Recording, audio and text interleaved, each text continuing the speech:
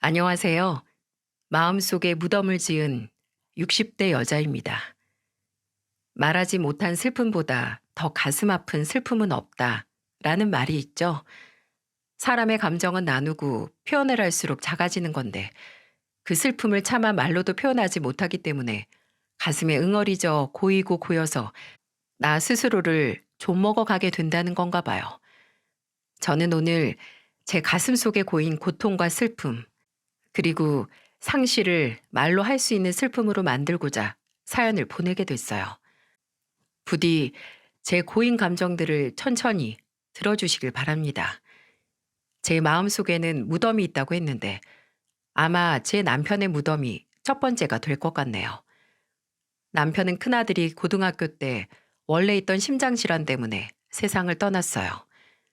남편이 제게 남긴 건 그 수많은 추억들과 절망, 그리고 3명의 자식들이었죠.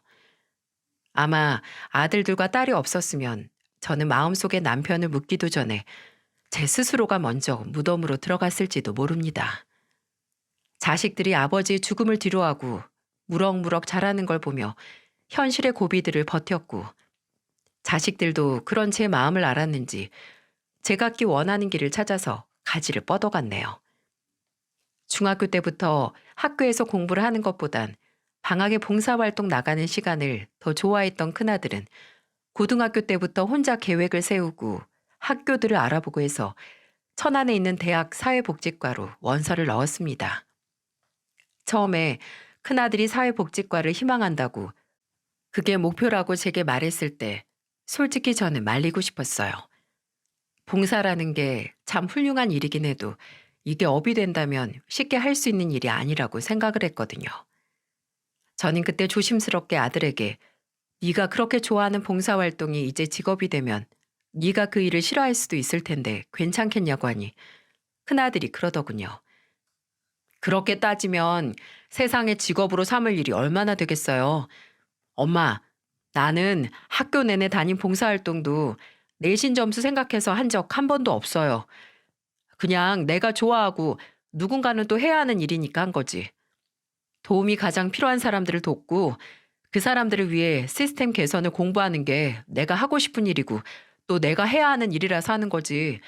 단순히 내가 좋아하는 일이라서 시작한 거 아니니까 걱정 마세요. 그때 큰아들이 정말 그 일에 관해 어리다고 가볍게 생각한 게 아니라는 걸 알았습니다. 정말 진심으로 본인이 평생 나아갈 길이라고 생각을 했다는 걸 말이죠. 큰아들은 4년 동안 열심히 공부를 하고 실습을 나갔고 자격증 공부 후에 당당하게 사회복지사가 돼서 비영리 단체와 교육재단, 협회를 오고 가면서 본인의 길을 걸었습니다. 윗물이 맑은 탓에 아랫물도 맑을 수 있었던 건지 둘째 아들과 막내딸도 본인이 하고 싶은 일을 향해 묵묵히 걸어가는 큰아들을 따라서 일찍 천직을 찾아갔습니다. 둘째 아들은 영 공부하고 담 쌓고 몸 움직이는 걸 좋아해서 운동을 하다가 20대 중반에 이삿짐 센터에 들어가서 일을 배우다 동업자 몇 명과 손잡고 아예 이삿짐 센터를 열었고, 막내딸은 둘째와는 반대로 무엇보다 진득하게 앉아서 공부하는 걸 어려워하지 않았어요. 그래서 지 큰오빠처럼 대학 다니면서 공무원 시험을 준비해서 지금은 주민센터에서 일을 하고 있습니다. 그리고 저는 애들이 성인 되고 나서부터는 동네에 떡집을 열어서 지금까지도 하고 있죠. 제가 자식들에게서 남편을 잃은 빈자리를 위로받고 또 채운 것처럼 애들도 서로가 서로에게 큰 버팀목이 되어줬습니다. 특히 큰아들과 둘째 아들은 집을 나가 살면서도 서로 가까운 곳에 집을 얻어서 이웃사촌처럼 지냈는데 주말이면 꼭 만나서 목욕탕에 가고 술 한 잔씩 하고 그러더라고요. 나중에 둘째 아들에게 듣기로는 나중에 크면 꼭 아버지하고 술잔을 기울이면서 대화를 하고 회포를 풀고 하고 싶었는데 그걸 형이 대신 해줬다고 하더군요.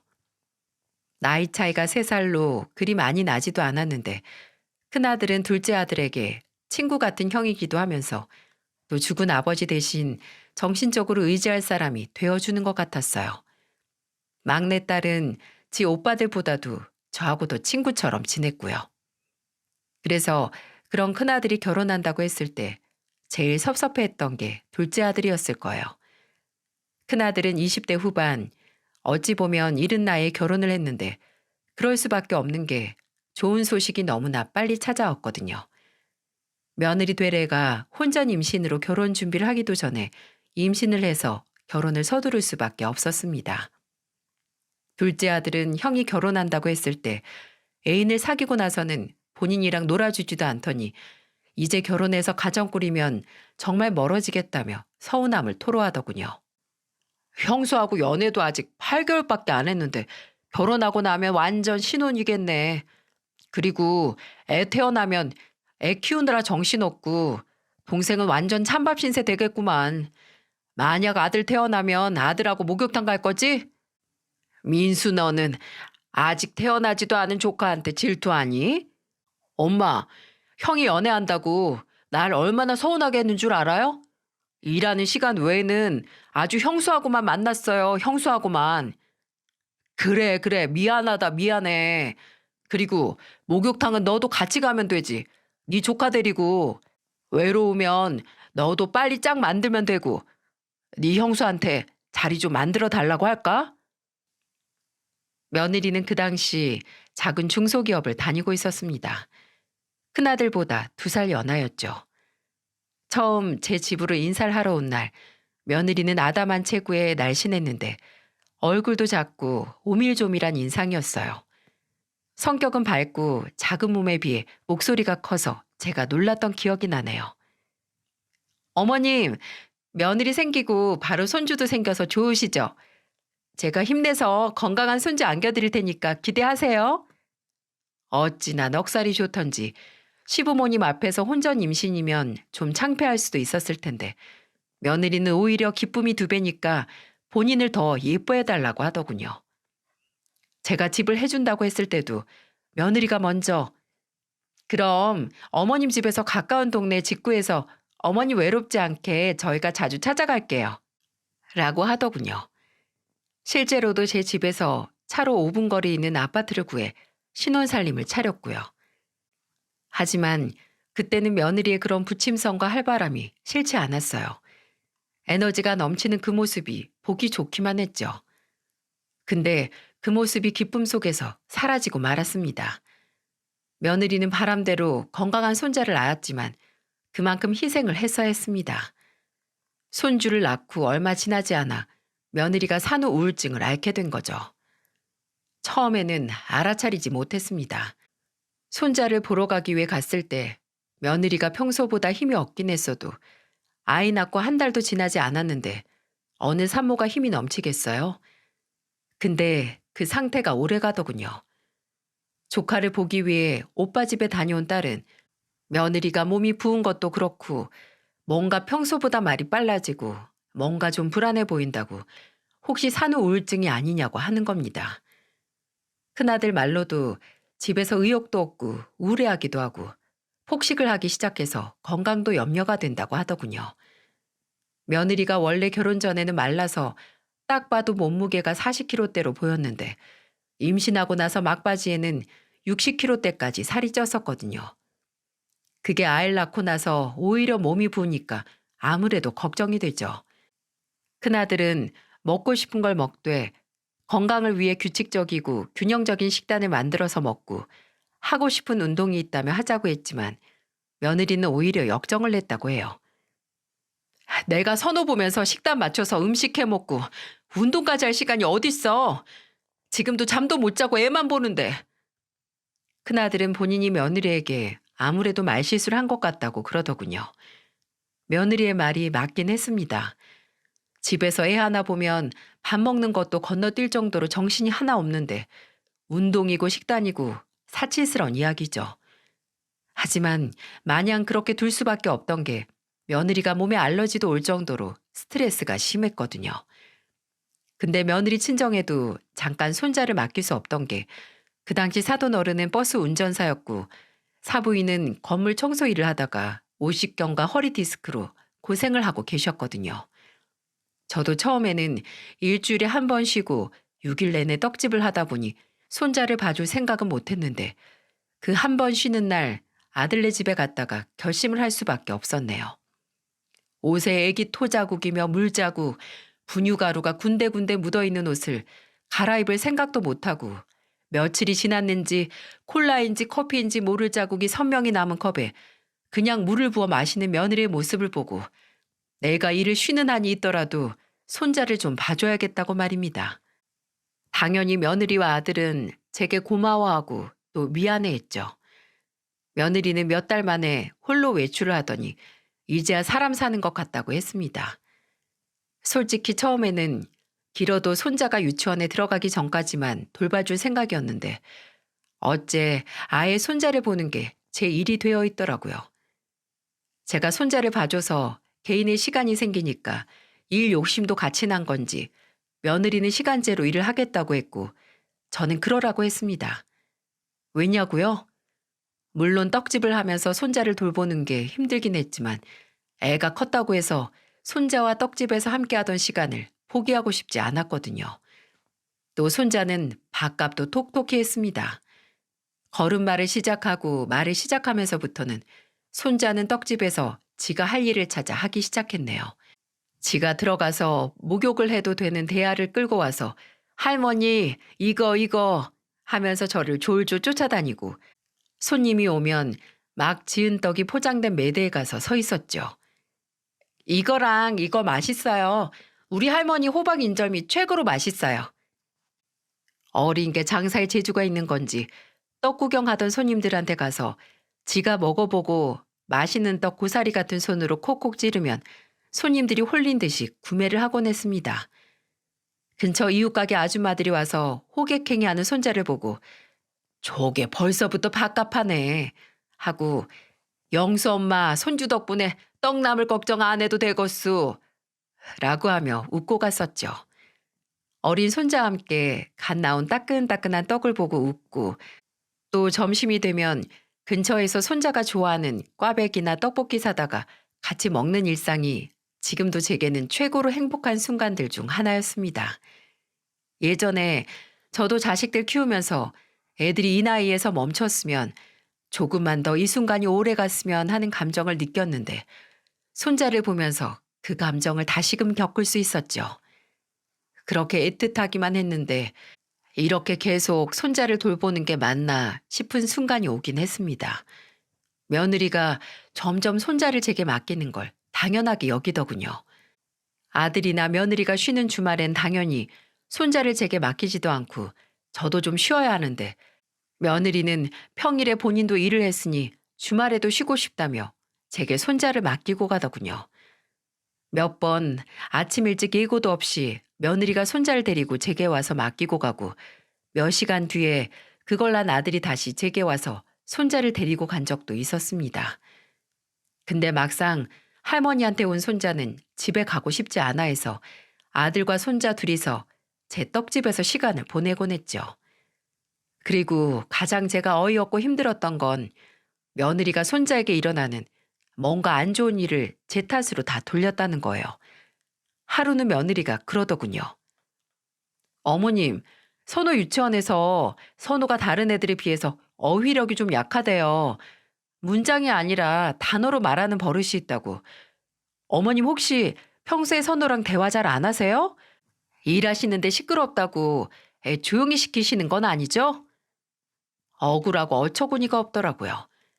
깊게 따지지 않아도 하루 일주일 한 달 365일 손자와 가장 많은 대화를 하는 건 할머니인 저였을 거예요. 그 후에도 무슨 일만 있으면 원인을 다 제게 돌리곤 했어요.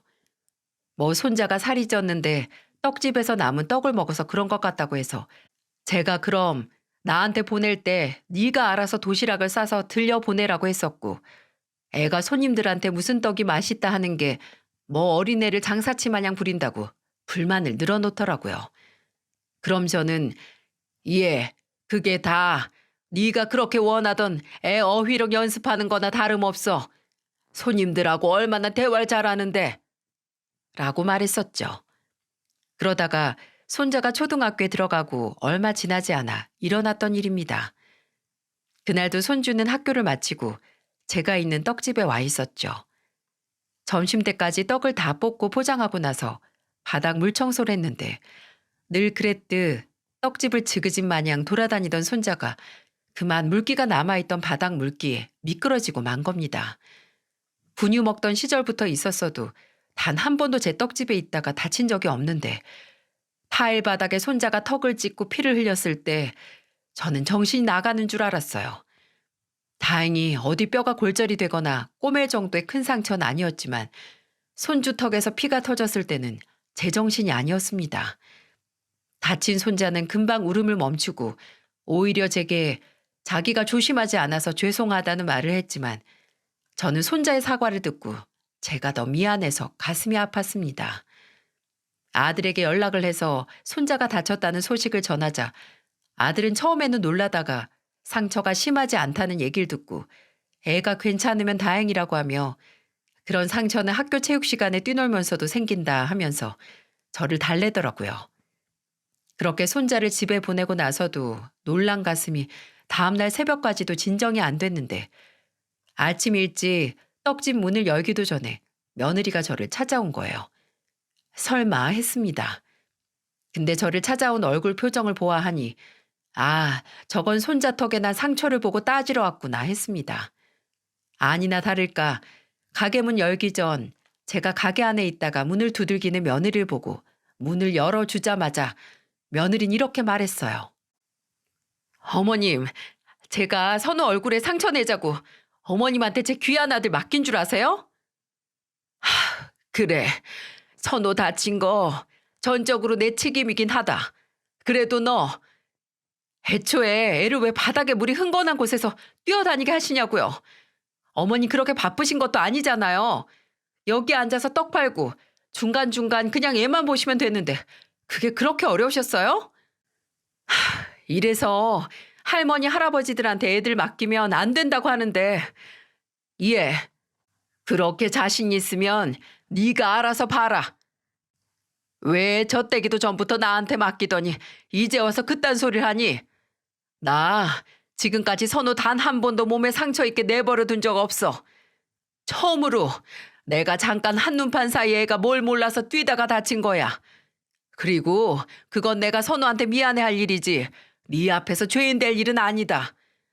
너 지금까지 너나 영수 대신 선우 대신 봐주는 나한테 단 한 번이라도 지금까지 네 아들 대신 키워줘서 감사하다는 말 한 번 한 적이 있어? 내 덕분에 애가 한글은 언제 떼고 학교에서 숙제가 있는지 없는지 확인도 안 하고 편하게 산 주제 어디서 큰 소리야? 너 이럴 거면 선우 이제 나한테 아예 맡기지 마라. 앞으로 무슨 일이 있건 선우 나한테 맡기지 말고 니들이 알아서 해결해. 저는 그렇게 손주 봐주는 걸 포기했습니다. 물론 손주와 보내는 시간은 제게 소중했지만 며느리에게 그런 취급을 당연히 받고 싶진 않았거든요. 며느리도 어차피 그럴 거라고 애 학원 보내면 된다고 해서 알아서 하라고 보내고 몇 년 만에 처음으로 저는 다시 혼자 떡집에서 시간을 보내게 됐네요. 근데 문제는 당사자인 손자가 이걸 받아들이지 못했다는 겁니다. 분명 아들이 제게 와서 무례한 행동을 한 며느리와 대판 싸우고 나서 제게 사과할 겸 전화를 해서 손자를 학원에 보내기로 결정했다고 들었는데 학원을 나가다가 며칠 뒤 손자는 학교가 끝나면 학원에 가지 않고 제가 있는 떡집에 오기 시작했어요. 선우야, 너 여기 왜 왔어? 학원은 너 태권도랑 서예학원 간다며. 학원 싫어요. 할머니랑 있을래. 손주는 마치 할머니와의 시간을 빼앗은 며느리에게 반항을 하듯 학원을 빠지기 시작했어요. 제가 그래도 학원에 가야지, 엄마 아빠 말 들어야지 해도 손주는 전혀 듣질 않더군요. 되려 제게 본인하고 같이 있기 싫어서 할머니가 엄마한테 나 학원 보내라고 한 거냐고 묻더군요. 저는 그게 아니고 이제는 학원 다닐 수 있는 나이가 됐으니 가서 친구도 사귀고 많이 배우라고 해도 손자는 할머니가 내 친구라고 하며 계속해서 떡집에서 와서 시간을 보내기 시작했어요. 며느리도 아들도 그런 손자를 제 떡집에서 끌고 가기도 하고 며느리는 득달같이 매번 제게 전화를 해서 지금 거기 선호 있으면 당장 학원 보내라고 했지만 저는 말해도 안 듣는데 어떻게 보내냐고 내가 알아서 하지 않았냐고 하고 전화를 끊었어요. 손자의 고집은 소도 넘어가게 할 정도로 강했습니다. 나중에는 며느리가 두 손 두 발 다 들고 제게 와서 부탁을 하더군요. 어머님, 선호가 학교 끝나고 어머니 못 만나게 하면 학원도 학교도 안 간대요. 그러니까 다시 선호 좀 봐주시면 안 돼요? 이제 매일은 아니더라도 학원 하나 보내면서 일주일에 3일만 봐주시면 되게 일정 조율 잘할게요. 예, 나는 선호 보는 게 힘든 게 아니야. 오히려 내 손자가 할머니 보러 매일 오면 좋지. 나는 네가 날 당연하게 네 아랫사람 애 봐주는 보모 취급한 게 마음이 상한 거야. 네가 그거에 대해 사과 안 하면 난 앞으로도 선호 절대 안 봐줄 거다. 제가 그렇게 말하자 며느리는 입술을 잘근잘근 깨물면서 제게 사과를 했습니다. 죄송하다고, 다신 안 그런다고 말이죠. 그렇게 다시 손자는 종종 제게 와서 시간을 때우다 가기 시작했습니다. 물론 손주가 더 크고 다니는 학원도 늘고 또 할머니보다는 또래와 보내는 시간을 더 좋아하기 시작하면서부터 찾아오는 횟수가 줄긴 했지만 그래도 손자는 할머니가 섭섭하지 않게 얼굴을 비쳤어요. 초등학교 고학년이 되면서부터는 떡집에 오면 그 야무진 손으로 직접 떡을 포장하기도 하고 떡을 뽑는 것도 제게 배워서 제 일거리를 줄여주기도 했습니다. 어버이날이면 손주가 아빠나 엄마보다도 누구보다 제게 먼저 손수 만든 카네이션을 달아줬을 때는 이루 말할 수 없을 정도의 행복을 느꼈어요. 그런 손주가 어느새 초등학교를 졸업하게 됐습니다. 세월이 어찌나 이리 빠른지 즐거운 시간일수록 차마 잡을 수 없을 정도로 빠르게 지나간다는데 제게는 손주와의 시간이 딱 그런 시간이었네요. 졸업식을 앞두고 손주에게 졸업 선물로 또 중학교 입학 선물로 뭘 해줄까 걱정했습니다. 그리고 졸업식 날 손주를 데리고 뭘 먹으러 가야 하나 했고요. 우리 때는 뭐 짜장면이면 됐는데 요새는 먹을 게 하도 많아서 고민할 것도 많더군요. 제가 손주 졸업식을 조금 더 특별한 날로 만들어주고 싶다고 생각했던 이유는 또 따로 있었는데요. 그날 아들이 일하는 복지센터에 중요한 일이 있어서 손자 졸업식에 못 간다고 했기 때문이에요. 중요한 날 아빠가 오지 못한다니 의젓한 손주가 말로는 괜찮다고 해도 속으로는 섭섭할 테지요. 그래서 며느리와 제가 가서 그 섭섭한 마음 있게끔 해주고 싶었는데 졸업식을 앞두고 4일 전 제 떡집에 갑자기 단체 주문이 들어왔어요. 사무실 한 군데서 창사 기념 떡을 맞춘다고 포장떡 300개를 해달라고 한 겁니다. 급한 거라고 사정사정을 하는데 처음에는 거절하려고 하다가 며느리에게 이 얘기를 하니 걱정 말라고 하더군요. 어머님, 그날 어차피 졸업식 오래 하지도 않고 학교 앞에서 사진 찍는 게 다고요. 졸업식 끝나면 제가 선호 데리고 어머님한테 갈게요. 선호 꽃다발 든 모습이라도 보실 수 있게요. 그렇게 말하고 나서 옆에 있던 손자를 바꿔주더니 손자도 지 엄마랑 똑같이 졸업식 끝나고 할머니 보러 가겠다고 하는 겁니다. 그래서 저는 손자 졸업식 참석을 포기했죠. 그리고 졸업식 당일에 예상보다 떡 준비가 일찍 끝나게 됐어요. 원래 오후 3시까지 준비하기로 했는데 1시 정도에 다 끝나게 된 거죠. 예약한 손님에게 떡이 빨리 준비가 됐다고 하니 그럼 1시간 있다가 가지러 온다고 해서 제가 그 당시 제 떡집 옆에 있는 반찬 가게에 부탁을 했죠. 곧 손님이 올 건데 돈은 미리 받았으니까 이 떡만 주면 된다고 하면서요. 그때 떠날 채비를 하면 손자 졸업식은 구경 못해도 학교 앞에서 같이 사진을 찍을 수 있겠거니 했거든요. 그렇게 급하게 졸업식 갈 채비를 마치고 택시를 타고 가면서 며느리에게 전화를 했어요. 지금 가니까 나도 선호랑 학교에서 사진 찍게 기다리라고 말이죠. 근데 아무래도 졸업식이라서 정신이 없는지 며느리가 전화를 안 받더군요. 일단 가서 사람들 틈에서라도 며느리와 손자를 찾아야겠다 싶어서 택시에서 내린 뒤 급하게 커다란 꽃다발을 들고 학교 안으로 들어갔습니다. 막 졸업식이 끝났는지 운동장으로 다 나와서 가족들끼리, 애들은 친구들끼리 사진을 찍고 있더라고요. 저는 수많은 사람들 틈에서 연신 며느리에게 계속 전화를 걸었어요. 며느리가 안 받으니 손주 휴대폰으로도 전화를 했죠. 그래도 받질 않아서 모래 위에서 바늘 찾는 것처럼 두리번 거리고 있는데 그때 선호야, 좀 웃어. 제 귓가에 손자 이름을 부르는 며느리의 목소리가 들려왔습니다. 저는 소리가 난 쪽으로 몸을 틀었는데 저 멀리 며느리가 보이더군요. 한 손으로는 휴대폰을 들고 어딘가를 향해 웃으면서 소리를 치고 있는데 딱 봐도 손자 사진을 찍어주고 있겠거니 싶었죠. 저는 빠른 걸음으로 손자에게 제가 산 꽃다발을 건네주기 위해 다가갔습니다. 그리고 며느리가 가까워졌을 때쯤 며느리의 시선이 닿아 있는 쪽으로 고개를 돌렸어요. 거기 졸업식을 맞이해 활짝 웃고 있을 손자가 있을 테니까요. 근데 이게 무슨 일이죠? 저는 아직도 머리가 멍해지는 그때의 충격을 잊을 수 없습니다. 손자는 혼자가 아니었어요. 40대 정도로 되는 남자와 함께 있었죠. 처음에는 제 아들이 온 줄 알았네요. 그래도 한 번뿐인 아들 졸업식이라고 시간을 뺐구나 했는데 자세히 보니 전혀 처음 보는 남자였죠. 손자를 보니 어색한 얼굴로 그 남자 옆에 서서 며느리 휴대폰을 바라보며 서 있길래 아, 손자를 가르치던 학교 선생님인가도 했습니다.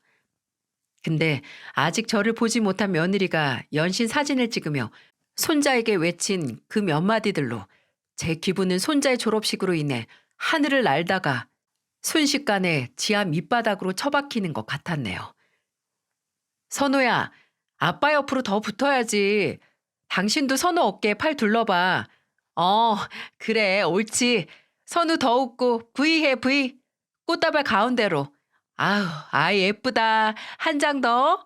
선호야, 아빠 보면서 웃어봐. 아우, 너무 어색해. 아빤 저렇게 활짝 웃잖아. 안 되겠다. 재욱 씨, 선호 좀 들어 올려서 안아봐. 여러분은 이 말들이 대체 무슨 말인지 이해가 가시나요? 저는 수백 명의 사람들이 있는 학교 운동장에서 한순간에 아무 소리도 안 들릴 정도로 충격을 받았습니다. 아빠? 왜 며느리가 저 처음 보는 남자를 가리키며 손자에게 아빠라고 하는 거죠?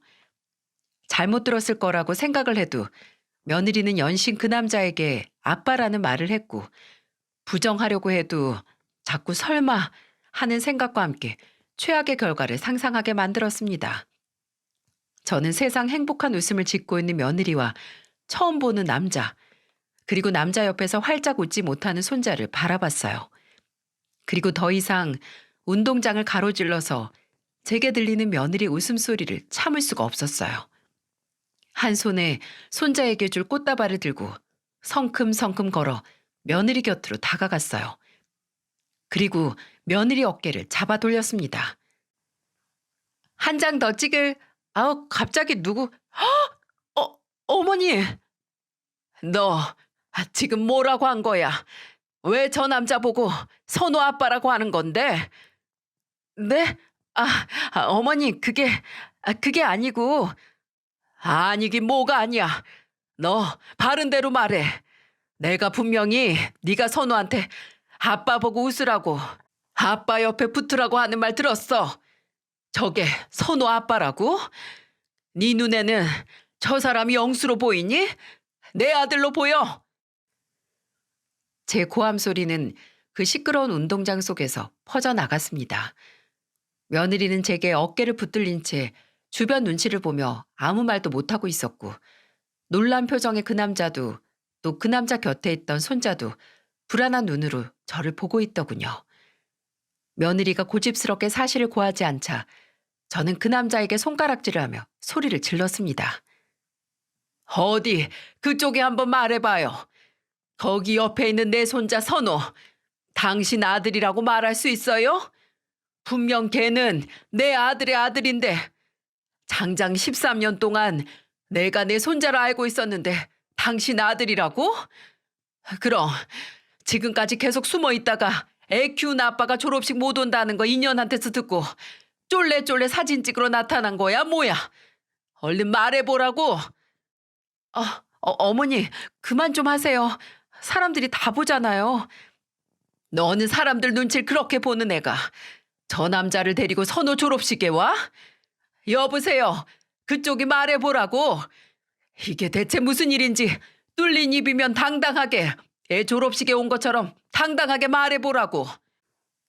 당장이라도 제가 달려들 것처럼 호통을 치니 남자는 저와 며느리를 번갈아 보다가 이내 야, 미정아, 나 먼저 갈게. 하고 순식간에 도망쳐 사람들 틈으로 사라지더군요. 그 꼴사나운 모습을 보고 제가 뒤쫓아가려고 하다가 불안하게 서 있는 손자를 보고 그쪽으로 갔습니다. 선호야, 네가 어디 말해봐. 엄마가 왜 저 아저씨더러 아빠라고 하는 거야? 너 저 아저씨 오늘 말고도 또 본 적 있어? 할머니. 손자는 제 말을 듣자마자 울음을 터뜨리더군요. 고학년이 되면서부터는 이제 지도 다 컸다고 눈물을 잘 참던 아이입니다. 근데 툭 건드리자마자 바로 눈물을 쏟는 것처럼 우는데 심장이 철렁하고 떨어지는 것 같았어요. 손자를 붙들고 아무 말도 못하고 있는데 그때 며느리가 저를 붙잡아 일으키더니 되려 큰 소리를 치는 거예요. 어머님, 그만 좀 하세요. 사람들 다 보는 앞에서 왜 애를 잡고 그러세요? 그만하시라고요. 이따 집에 가서 제가 네가 뭐 네가 그만하라면 그만하고 네가 말할 때까지 기다리라고 하면 내가 기다려야 하니? 건방진 것 같으니 그렇게 애 생각하고 창피한 줄 아는 애가 애 졸업식에 누굴 데려와? 너 내가 본 게 사실 맞지? 어? 저 남자가 네, 맞아요. 봐서 이미 다 아시잖아요. 근데 저한테 뭘 더 말하라는 건데요.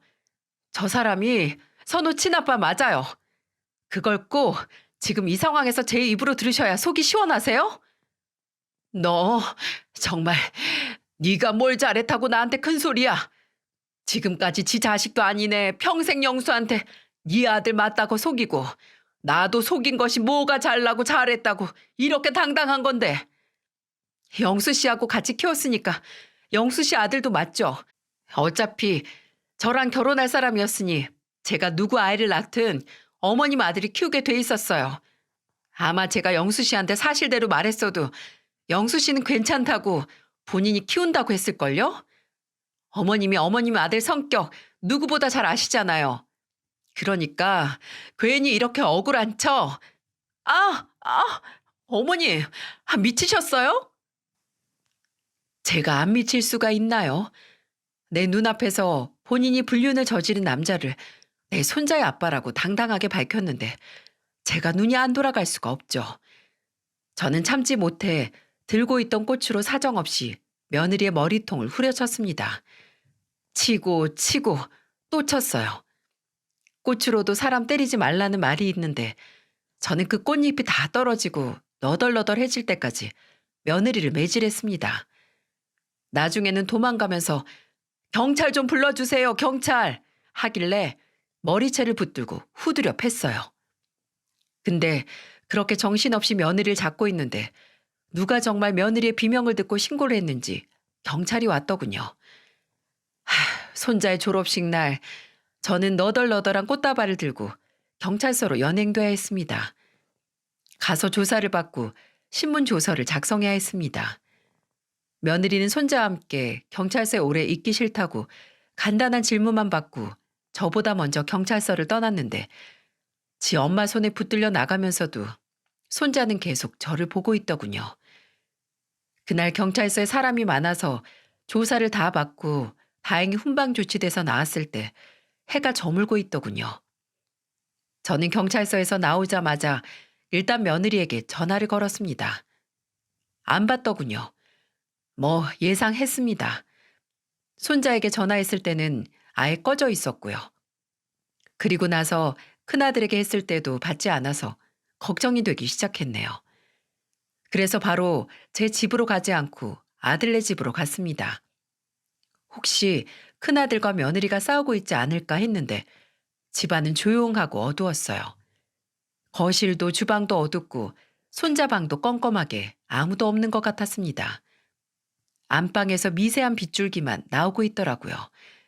문을 열고 들어간 곳에는 큰아들이 방 한가운데 앨범을 펼쳐놓고 소주를 병째 들어 마시고 있었어요. 아들은 앨범 안에 있는 사진을 한번 매만지고 소주를 목구멍에 털어놓고 또다시 사진을 들여다보고 있었습니다. 꺾인 것처럼 처진 큰아들의 고개를 보며 이미 며느리가 사실을 털어놨다는 걸 알았어요. 저는 조용히 큰아들에게 다가갔어요. 영수야 하고 부르자 고개를 떨구고 있던 큰아들은 천천히 저를 쳐다봤어요. 그리고 어리 빠진 얼굴로 희미하게 미소를 짓더니 제 앞에 앨범을 밀면서 말했습니다. 엄마 여기 이거 선호 어렸을 때 사진. 여기 눈썹하고는 이거 나 어렸을 때랑 붕어빵이라고 엄마가 그랬잖아요. 그리고 여기 웃을 때 보조개 들어가는 거 이것도 나랑 똑같잖아요. 근데 어떻게 선호가 내 아들이 아닐 수가 있어요. 네? 엄마, 선호가 왜 내 아들이 아니에요? 선호 내 아들인데. 새끼 잃은 짐승이 바로 이런 모습이겠죠. 큰아들은 마치 눈앞에서 자식을 빼앗긴 사람처럼 폐인이 되어갔습니다. 제가 경찰 조사를 받을 때 며느리는 큰아들에게 직접 전화를 해서 사실을 다 말했고 바로 집으로 돌아와 본인의 짐과 손자의 짐을 간단히 챙겨 집을 나갔다고 해요. 큰아들은 며느리가 뭐라 하든 선호는 내 아들이라고 절대 포기 못한다고 분명 며느리가 바람을 피우고 선호를 데려가기 위해 거짓말하는 거라며 제정신이 아니었죠. 그러다 저도 그러고 지 동생들도 그렇고 그럼 유전자 검사를 해보자고 했습니다. 집안에 아직 선호가 쓰던 빗과 칫솔 같은 게 있으니 가능하다고. 심지어 큰아들이 손자 육아일기에 따로 잘라서 붙여놓은 애기였던 손자의 머리카락도 있었으니 가능하다고 하더군요. 큰아들은 확신했습니다. 분명 선호는 내 아들이라고, 내 피와 살이 만든 아들이라고 말이죠. 큰아들은 친자 검사 의뢰가 가능한 병원에 가서 검사를 맡겼고 병원에서는 늦어도 3일 안에는 결과를 알려주겠다고 하더군요. 큰아들은 물론이고 저도 둘째 아들과 막내딸도 결과가 나오기 전까지 피가 마르는 것 같았네요.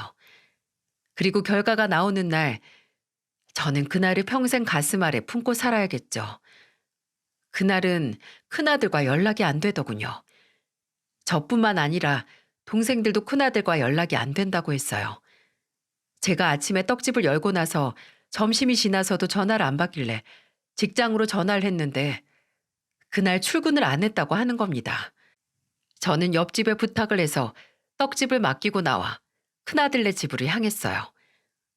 뭐라 말을 해야 할지 모르겠습니다. 그날은 뭐가 현실이고 뭐가 제 착각인 건지 내가 헛것을 본 건 아닌지 분간이 안 되는 기억들이 너무나 많아요. 제가 집에 도착했을 때 제 큰아들은 이미 이 세상 사람이 아니었거든요. 스스로 극단적인 선택을 한 큰아들 곁에는 그 전날 나온 친자 검사 결과지와 가족들에게 보내는 유서가 발견됐습니다.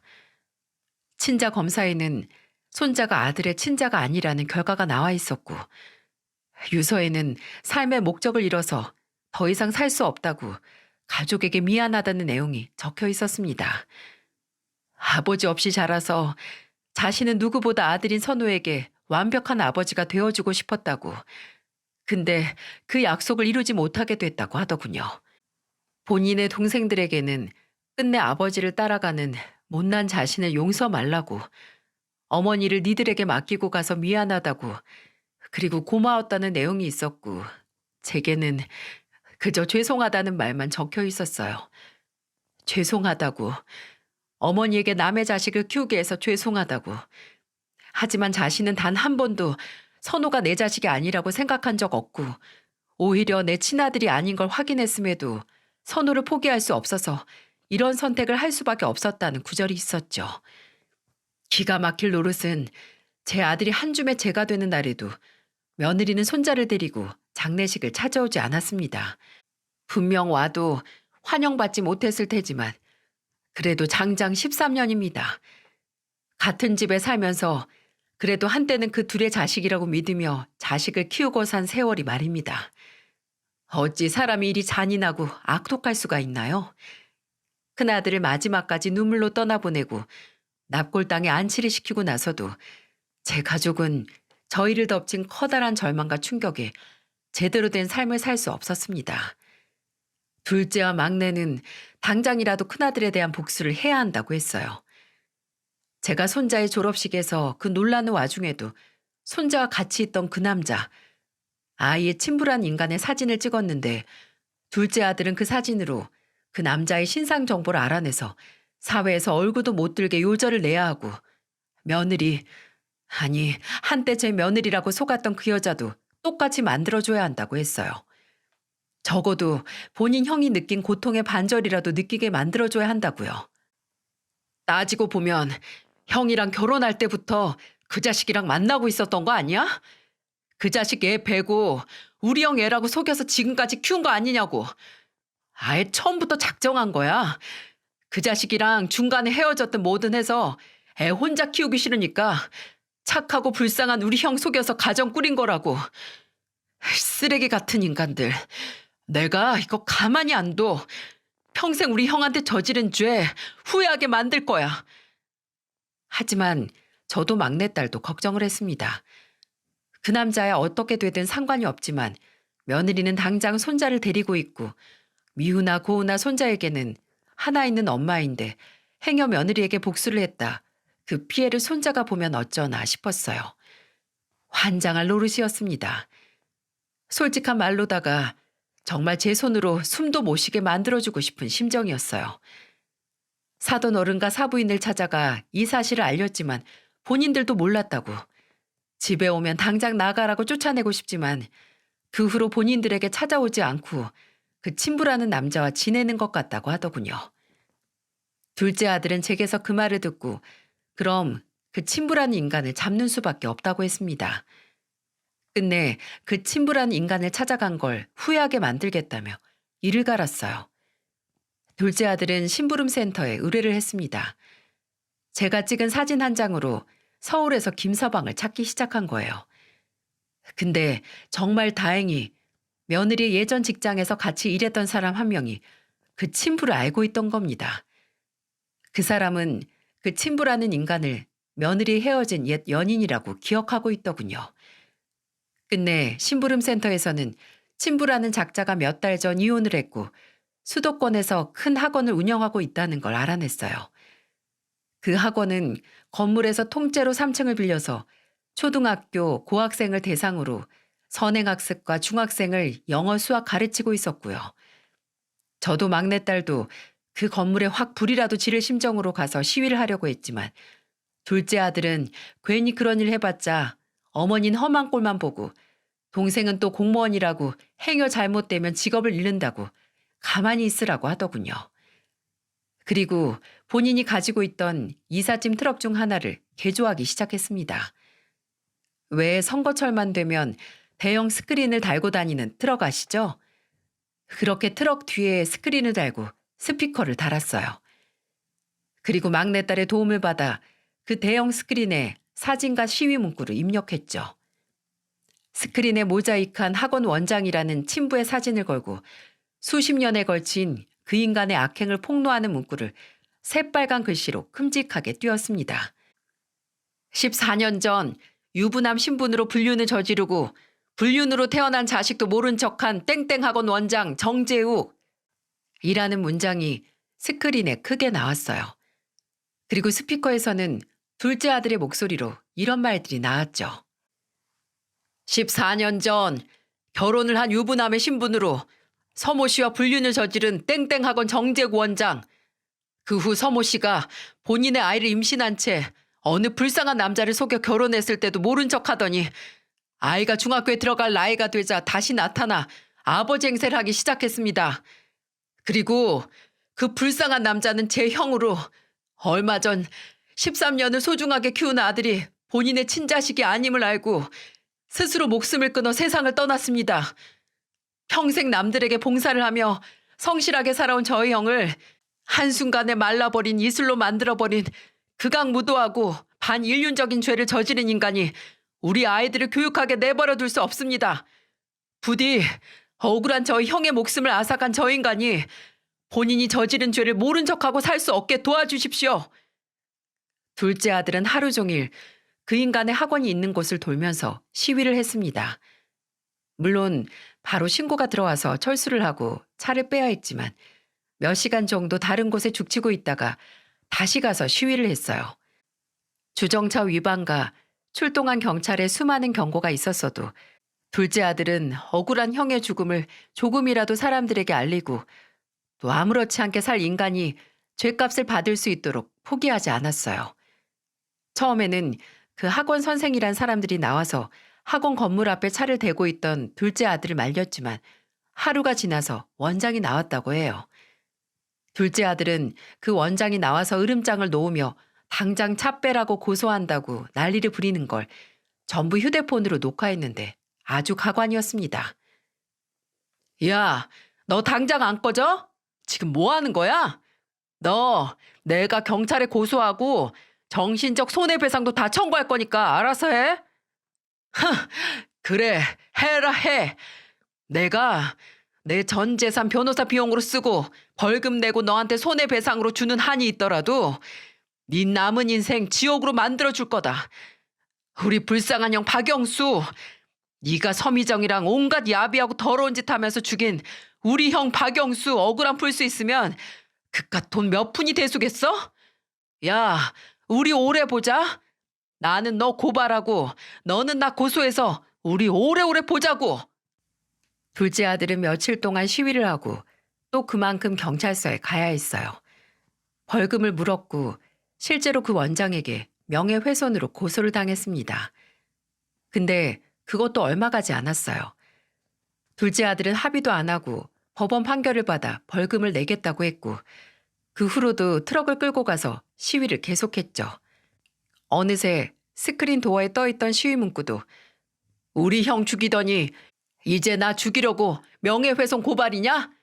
네가 우리 형한테 한 짓은 정신적 살인이다. 라고 바뀌었죠.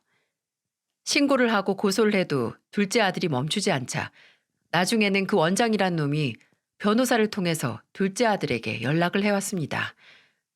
차라리 본인이 합의금을 줄 테니 제발 멈춰달라고. 그 시위가 있고 학원 재등록을 안 한 학부모들이 많다고 손해가 이만저만 아니라고 사정을 해왔어요.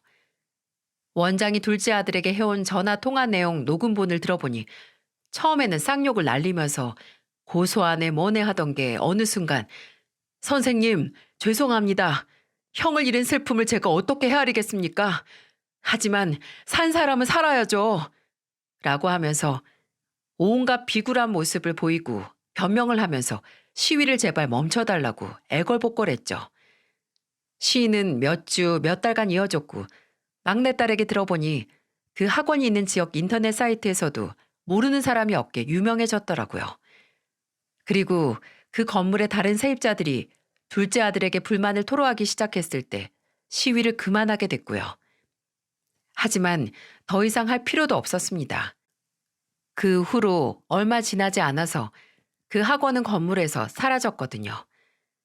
실제로 그 지역 학부모들끼리 그 학원에 보내지 말자는 소문이 돌기 시작했고 학원 학생들이 절반이 넘게 빠져나가자 건물 임대비도 못 내게 됐는지 아니면 빨리 철수를 하고 다른 곳에서 새로 시작하는 게 낫다고 판단했는지는 모르겠네요.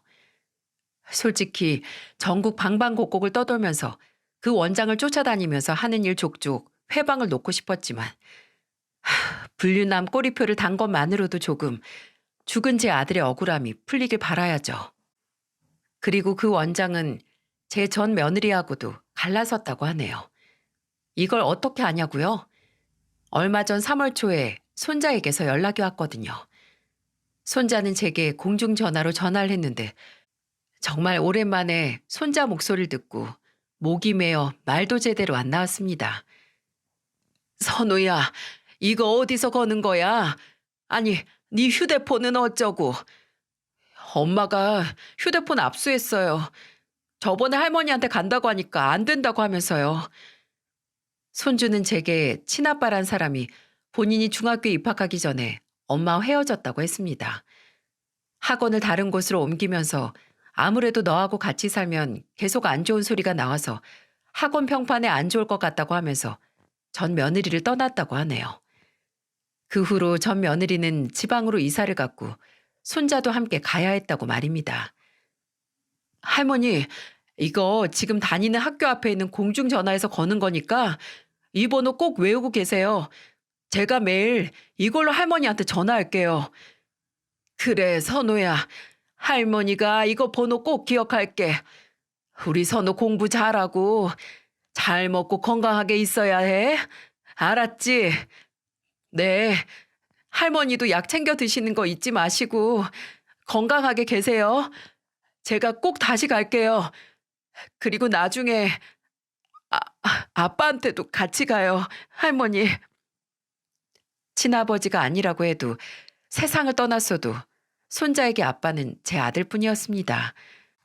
그리고 저도 누가 뭐라 하든 선우, 제 손자를 제 친핏줄만큼 애틋하게 생각하고 있어요.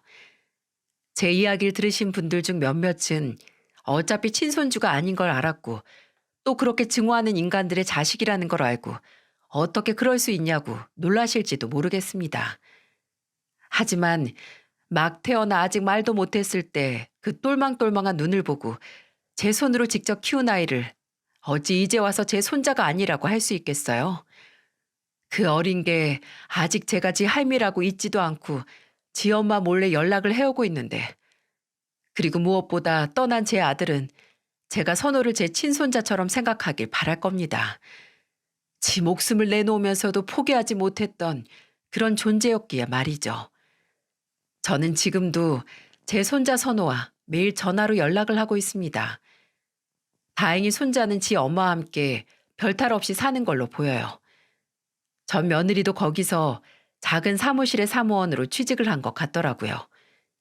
그저 제 손자가 자립을 하기 전까지만 제 전 며느리가 정신을 좀 차리고 제대로 살았으면 좋겠습니다.